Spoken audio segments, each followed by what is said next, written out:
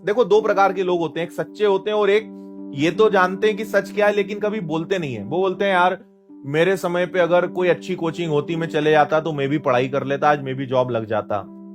क्या उसके जमाने के लोग जॉब में नहीं लगे? लगे, है ना। हमारे समय पे ऐसी सुविधा होती तो हम ऐसा कर देते।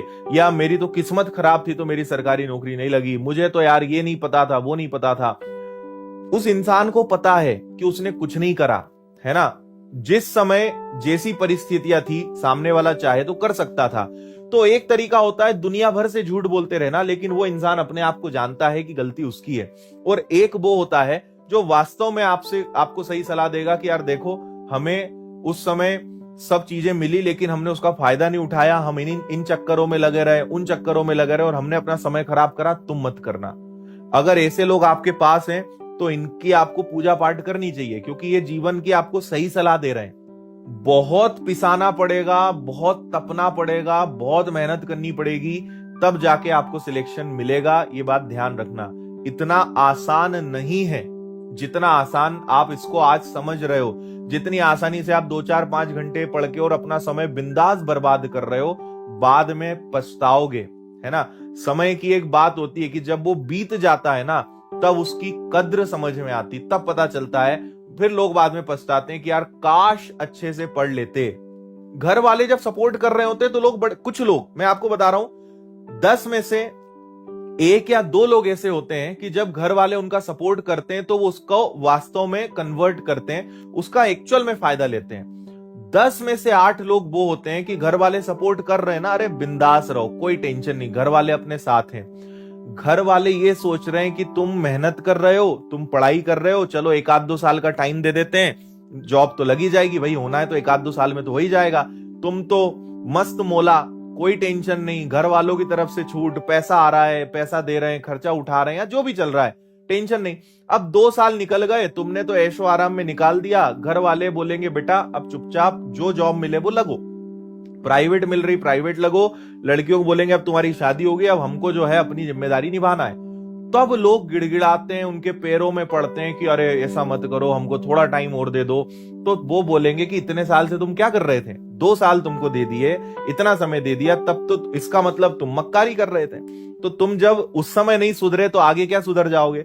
तो अधिकतर लोग अपना जीवन इसी चक्कर में बिगाड़ लेते हैं कि जब सब सही माहौल मिलता है, जब सब सपोर्ट कर रहे होते हैं, जब सारी चीजें सही होती हैं, तो वो अपने 7वें आसमान पे होते हैं, अलग ही जीवन के ऐशो आराम चल रहे होते हैं। और जब परिस्थितियां बिगड़ना चालू होती है, आप देखना बहुत टैलेंटेड लोग, बहुत शानदार शानदार लोग 8-8, 10-10, 15-15 हजार रुपए में घिसा रहे हैं। इसलिए नहीं घिसा रहे हैं कि उनकी किस्मत बेकार थी, वो इसलिए घिसा रहे हैं क्योंकि सही समय पे डिसीजन गलत लिया उन्होंने। आपको ये बात पता होनी चाहिए कि ये जो उम्र होती है ना, मतलब आप मान के चलो कि 22 से लेके 28, मैं एक स्टैंडर्ड बता रहा हूं, प्लस माइनस भी हो सकता है। कुछ लोग इससे ज्यादा उम्र में होंगे लेकिन मेहनत कर रहे होंगे, कुछ कम में कर रहे होंगे। ये आपके जीवन का वो समय है कि इस समय जो बोया जीवन भर वो काटना है ना।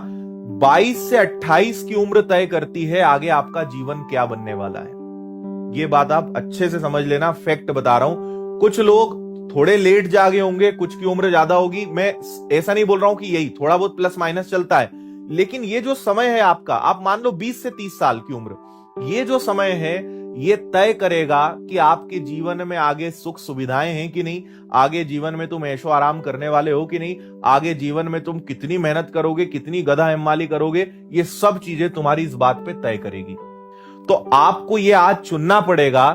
ये मत चुनो कि आज क्या करना है, आप ये चुनो कि मुझे फ्यूचर में क्या चाहिए। फ्यूचर में मेहनत करनी है, आज खूब ऐशो आराम करो, आज खूब जीवन के आनंद लो।